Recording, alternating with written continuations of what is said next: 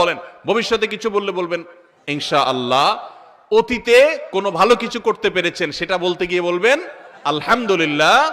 আর কোনো ভালো কিছু দেখে অভিভূত হয়েছেন তাহলে বলবেন মাশাআল্লাহ।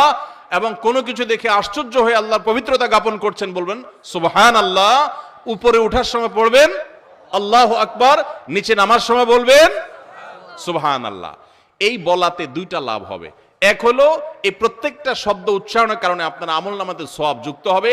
আরেকটা হলো ইসলাম এবং মুসলমান বিদ্বেষী এই সমস্ত কুলাঙ্গাদের চপটাঘাত হবে। এই প্রত্যেকটা শব্দ উচ্চারণ করবেন, এদেরকে চপটাঘাতের কাজ হবে।